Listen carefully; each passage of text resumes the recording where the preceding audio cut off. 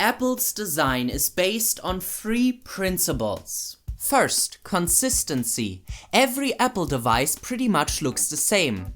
Second, simplicity. There are no fancy accents or vibrant colors on Apple devices.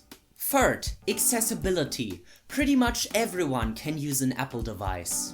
Hey, I'm really sorry for interrupting, but could you please elaborate on that? Well, of course, but before we dive deeper, make sure to like and subscribe for more insights on Apple and tech design. Consistency and simplicity sorta go hand in hand with one another. We already touched on that in the intro.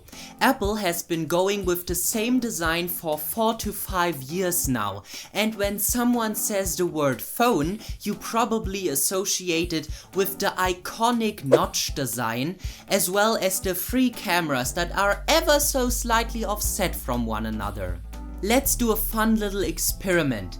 This is what happens when you Google smartphone icon. All of these phones are supposed to be Apple devices, with the old school home button as well as the giant bezel on top. For me, a smartphone is this, modern, sleek, and the only thing that has really changed to what an Apple device is now, the notch has been replaced with the dynamic island. We also have to compare Apple to its biggest competitor, Samsung.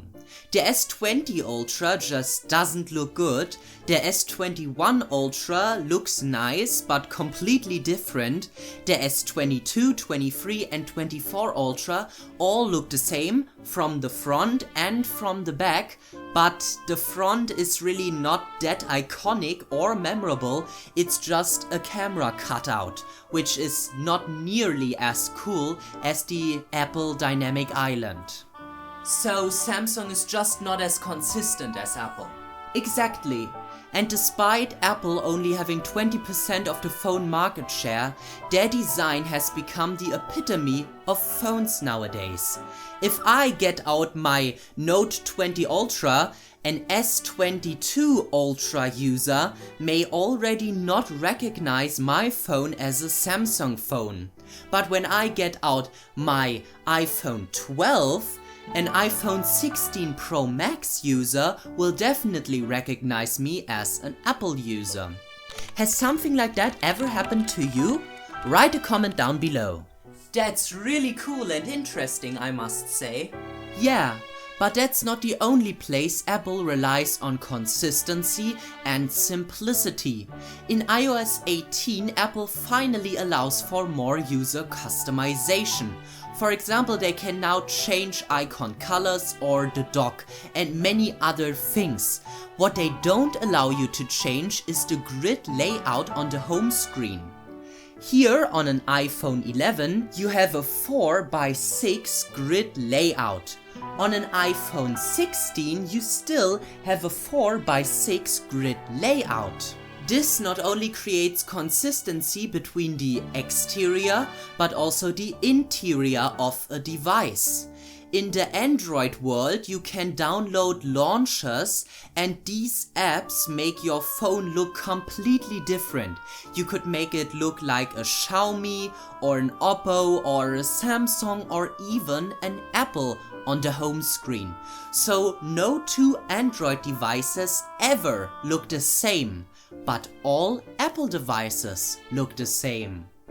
So you say that's just like a giant marketing thing? Exactly. And in the beginning you also referenced accessibility on Apple devices. Could you tell us something about that maybe? Right, because every Apple device works the same on the inside and out. Once you know how one iPhone works, you know how they all work. And for example, when your grandma has a problem or a question, you can easily help her. But when your grandma has a Xiaomi and you have an Oppo, what you gonna do? Most Apple users also say that an Apple device is extremely easy to operate. I can't comment on that, but I imagine it all goes hand in hand with simplicity, as we've already mentioned. Hey, may I quickly interject here? If you've watched this far, you must be interested in the topic. So head down in the video description and check out the links to the books that are exactly on this topic. Now, let's continue the video.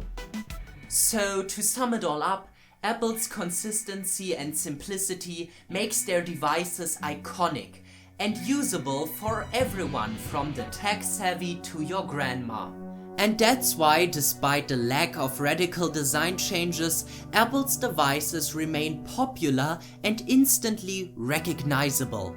It's a masterclass in design language. Well, there you have it, the Apple way of design. Thanks for watching, and don't forget to like and subscribe and comment and share all that good stuff. And we wish you, as always, a lovely day.